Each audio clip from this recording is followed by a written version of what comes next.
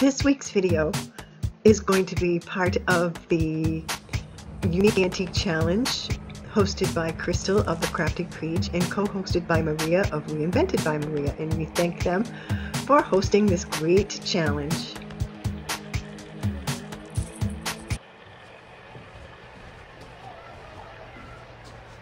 Information for the rest of the videos, the entire challenge recordings, will be posted here at the end of my video, and also the websites in the text, the websites for both the Crafty Kreech and Reinvented by Maria. We hope you'll watch every one of them. They thought they didn't even want the finish updated, but I think I, kind of made it at least sound like, no, we should just, do something nice with the finish. And it's really heavy, it's oak. I don't see any markings on it, but there's a tag here. I just can't read it. I have cleaned it, I disinfected it, and it has some flathead nails. I'm going to take a good look at these joints, and so I'll just use a liquid stripper on these and probably a gel stripper on the face of it, and we're going to do a light restoration of this piece for the clients.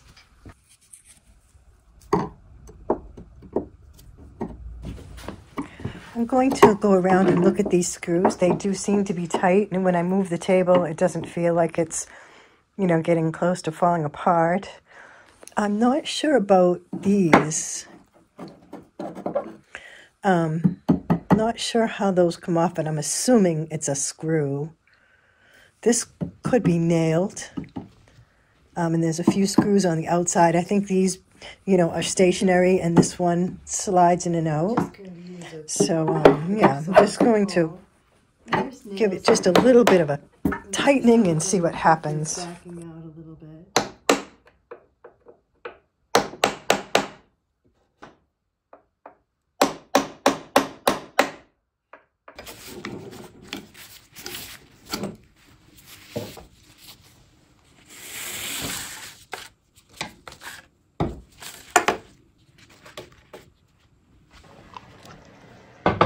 I'm going to remove the casters so that I can treat them with some rust remover and clean them up, shine them up, oil them so that they'll work really, really well.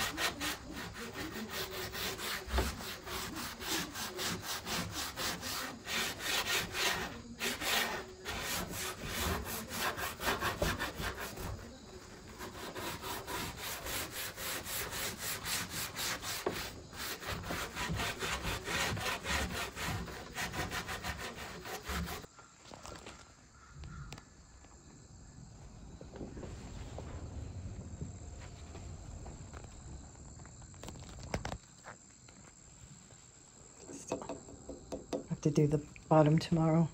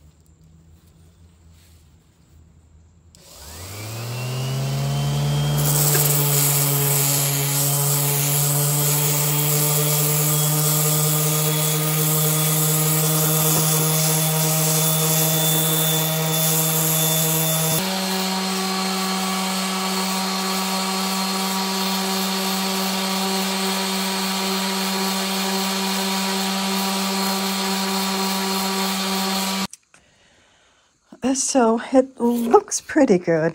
There is some damage to the edges. Now, based on the customer's desires, they don't want me to fix that. But because they're going to be using it as a daily, you know, furniture piece in their little kitchen. There's no leaves for this, even though originally there were, but no leaves came with it. So they're going to use it in this square. And so what I'm going to do is I'm going to use a wood hardener along the edges where it's a little frayed here.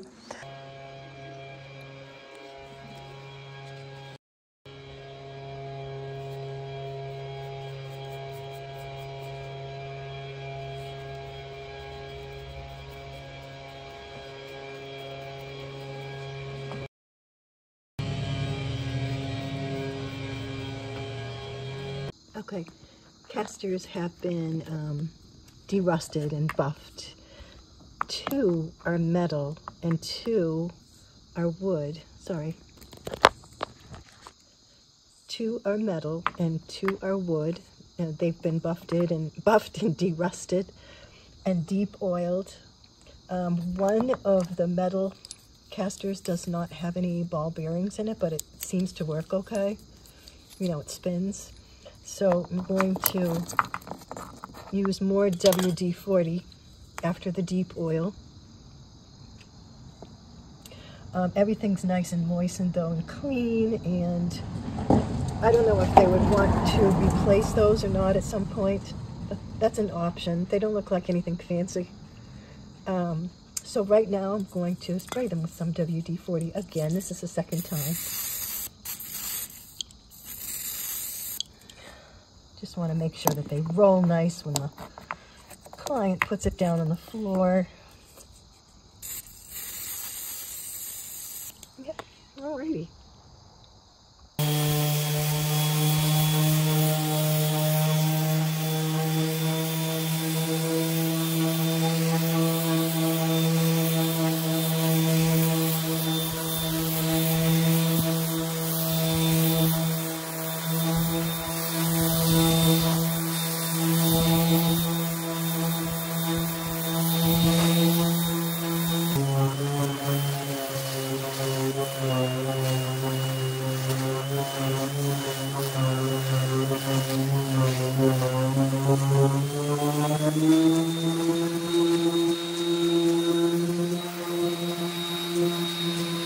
So this is what I have this morning.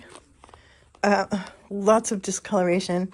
You know, probably just whatever was used on the table in the past is more deeply ingrained in that wood. You know, oak has deep grain, and it's not surprising that it has some stains. So this morning I'm going to put on a little oxalic acid. I'm just going to try one coat and see if that helps. I don't plan on putting more than that, so we'll see.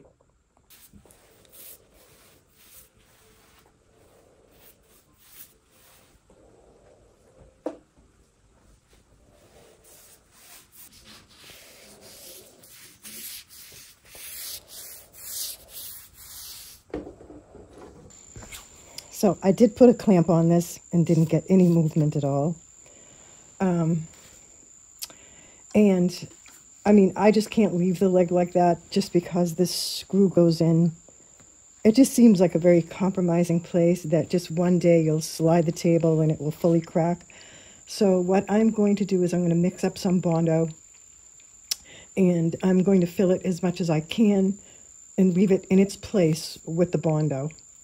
And I think that will at least help the stability of that crack.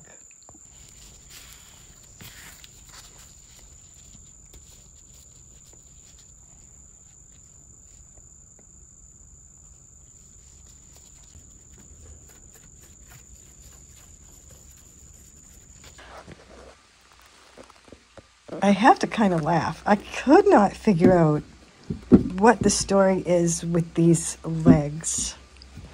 It looked to me like I'm like, it looks like some kind of machine hit them.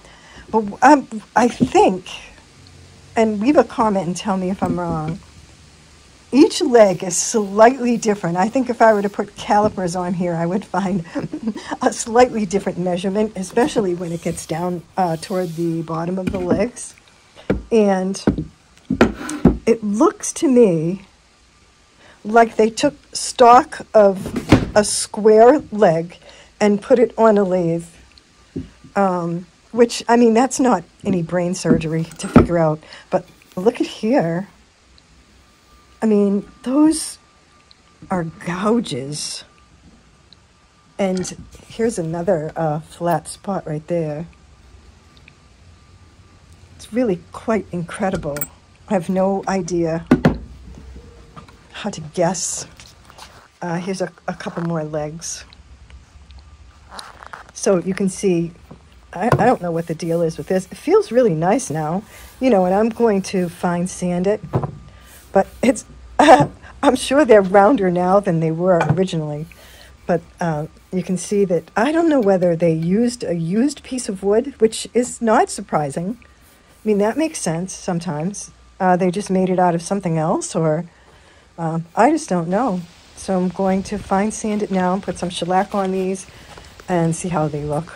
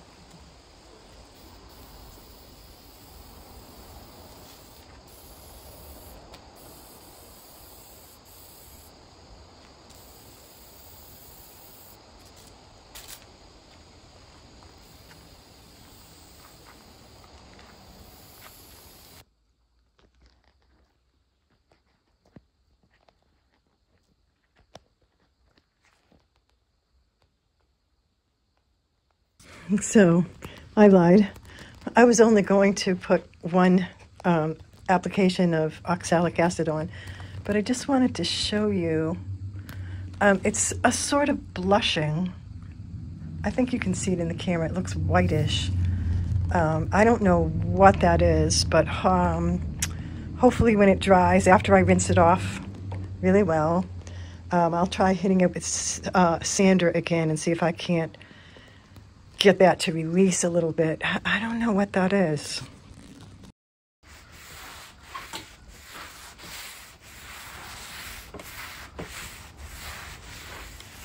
Okay, so I rinsed off the table and sanded it with 80 grit and 120. And then I wiped it down with mineral spirits. It's still drying a little bit. It feels nice and everything. I think this is probably as good as it's going to get. It's very, very stained.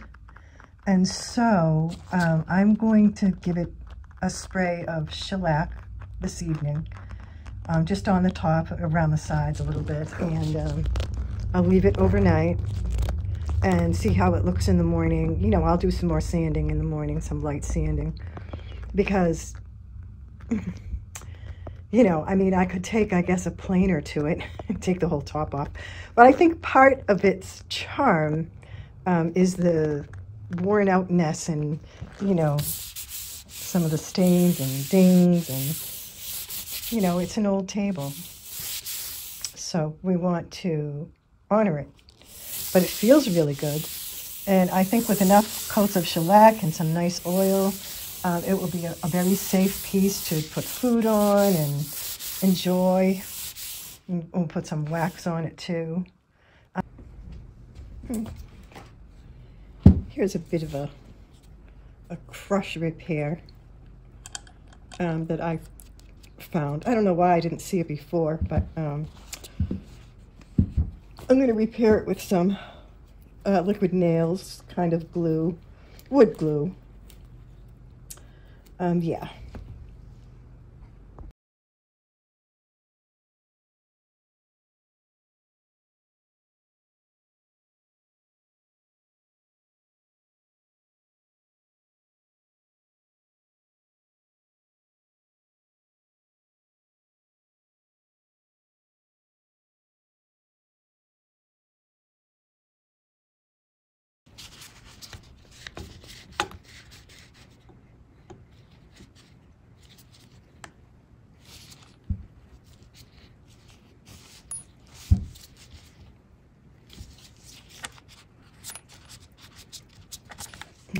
So I was testing out some colors on a piece of wood that's similar in color. It's not the same, but similar yellowness in color to these pieces. And so I mixed the raw umber with a little burnt umber and a bit of shellac and a lot of denatured alcohol, just to see what color I was going to get. So I do like the brown, and I'm thinking that I will, once this shellac is completely dry, because I just resprayed them a little bit, and I have to wait for this glue to dry down here. Yeah, I'm going to give them another fine sanding. I have the heat on out here because it's very chilly. And I do want to continue working on the table. So you can see that this is one coat of shellac from yesterday. And I don't know, I can't use that spray anymore. There's more spray left in the can, but it's tending to do little drips on it when I'm using it. So I have to go for my can. Plus, I'm going to put a little bit of a tint in the shellac, I guess. Because I don't know if I really want to stain this. I don't know. I might stain it. But first, I'm going to go for the shellac. So I like to go for the gentlest thing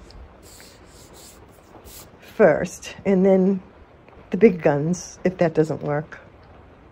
So yeah, let me do some more sanding on this. I'm going to do hand sanding because I don't want to leave any marks in it right now. So yeah, I will do that off camera, by the way.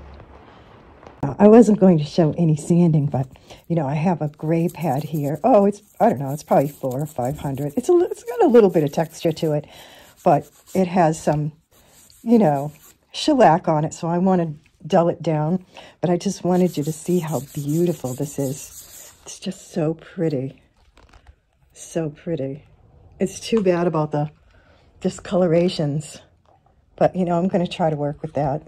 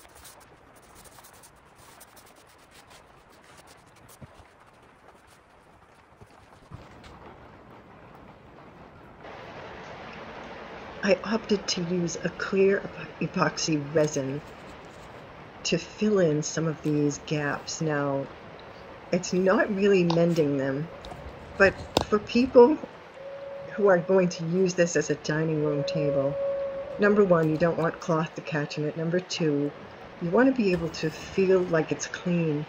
So if you're having food, you know, dropped on the table, you want to be able to wash it off. Or if someone puts their hands on it, you want to feel that there aren't germs lurking somewhere. So this is how I opted to fix it. Now, by the time I get done with it, you shouldn't see it at all, and the finish should blend in with the rest of the finish.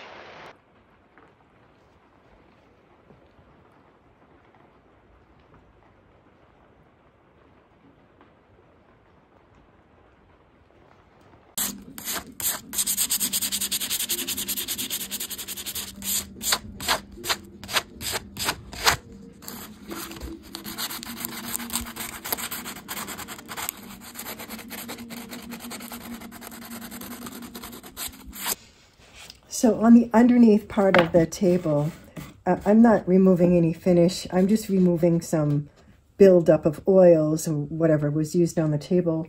And I'm not trying to make it, you know, spotless. What I'm trying to do is just remove that oil so that I will put my shellac over it and it will create a bond more easily.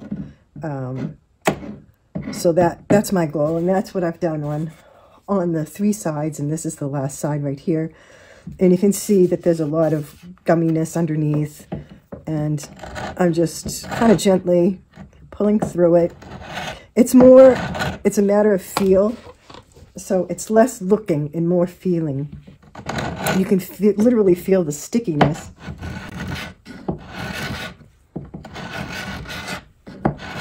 So when the blade slides freely, then you know that you've got a good contact surface. And around these edges, you know, I'm just being very careful, kind of going in the opposite way of the grain, just to make sure that I'm not pulling any pieces off.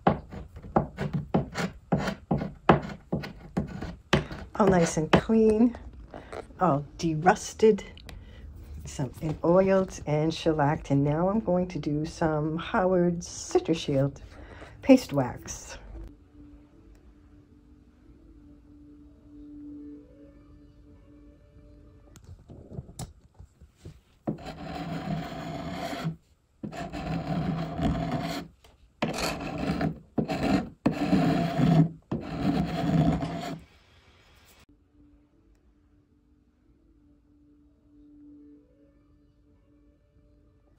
I'm actually going to do this off camera. So I'm kind of shocked because it's almost exactly the same color. I'm going to darken them a little. Okay, so this is 48 hours post a stain, and I used a stain because I felt like I had to. The discoloration was too great.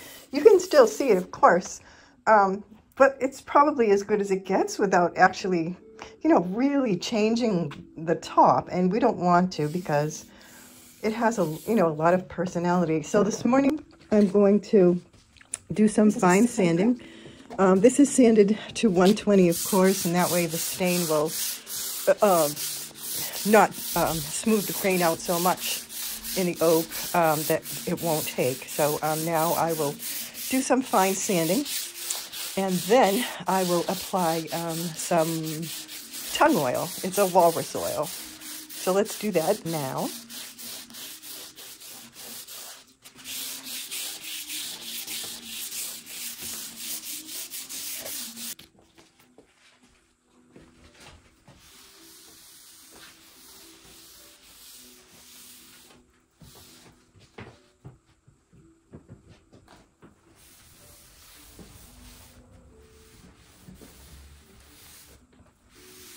But this is really nice.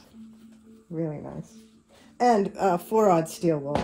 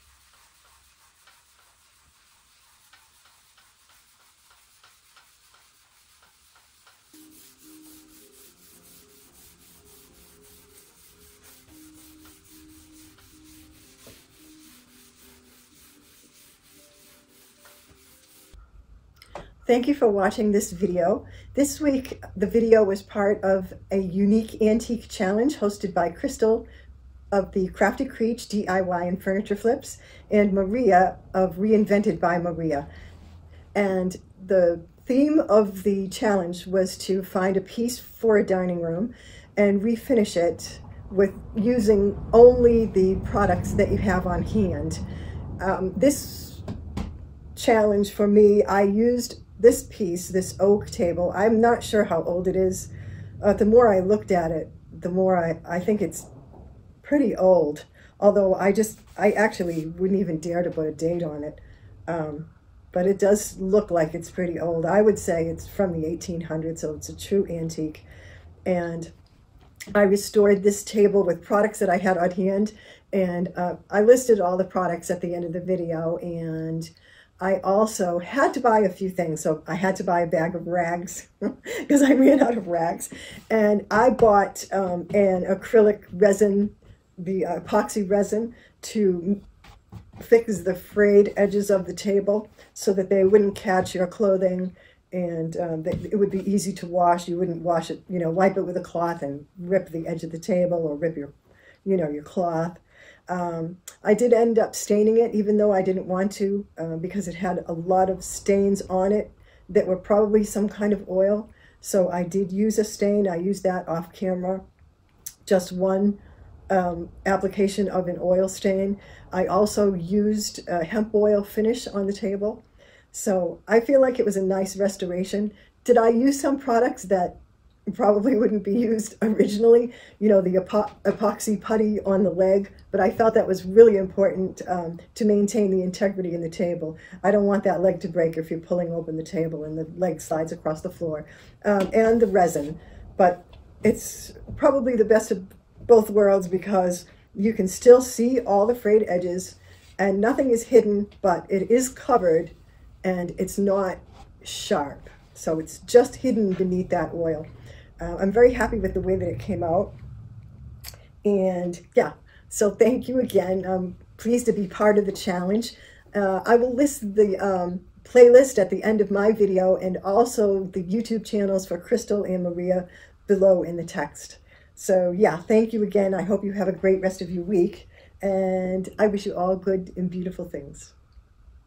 Take care.